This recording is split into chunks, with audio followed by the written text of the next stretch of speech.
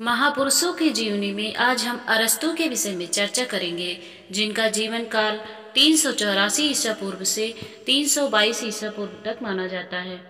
अरस्तू का जन्म 384 ईसा पूर्व स्टेगिरस ग्रीस में और मृत्यु 322 ईसा पूर्व ग्रीस में हुई।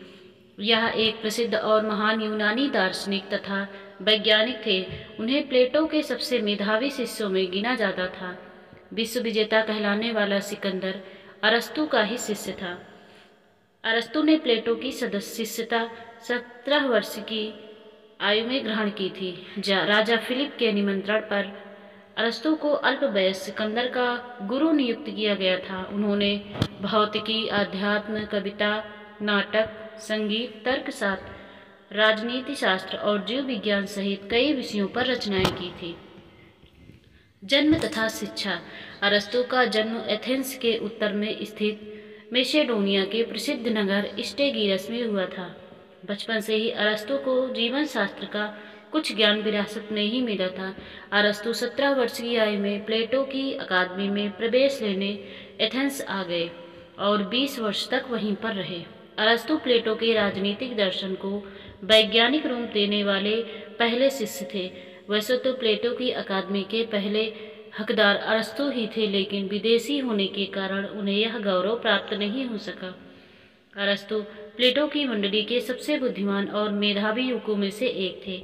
जब उनके गुरु की मृत्यु हो गई तब उन्होंने दुखी होकर एथेंस को छोड़ दिया। सिकंदर के गुरु। एथेंस को छोड़ने के बाद अरस्तू एशिया माइनर के एथेंस नगर में चले आए और वहां पर एक अकादमी की स्थापना की। यहीं पर हर्मियस की दूसरी बेटी पीथियस से उनका विवाह हो गया। लगभग 343 ईसा पूर्व मैसेडोनिया के शासक फिलिप के निमंत्रण पर सिकंदर को शिक्षा देने के लिए उनकी राजधानी पेला आए और 7 वर्ष बाद प्रचुर धन अपने साथ लेकर वापस एथेंस आ गए। रचनाएं। अरस्तू को दर्शन, राजनीति, काव्य, आचार शास्त्र, शरीर रचना, दवाइयों, ज्योतिषी आदि का काफी अच्छा ज्ञान था। उनके लिखे हुए ग्रंथों की संख्या 400 तक बताई जाती है। अरस्तू राज्य को सर्वाधिक संस्था मानते थे। उनकी राज्य संस्था कृत्रिम नहीं बल्कि प्राकृतिक थी। इसे वह मनुष्य के शरीर का अंग मानते थे और इसी आधार पर मनुष्य को प्राकृतिक प्राणी कहते हैं। मृत्यु। वापस आकर अरस्तू ने अपोलो के मंदिर के पास एक विद्यापीठ की स्थापना की, जो कि पर्यटक विद्यापीठ के नाम से प्रसिद्ध हुआ। अरस्तू का बाकी जीवन यहीं पर बीता। अपने महान शिष्य सिकंदर की मृत्यु के बाद अरस्तू ने भी विष पीकर आत्महत्या कर ली।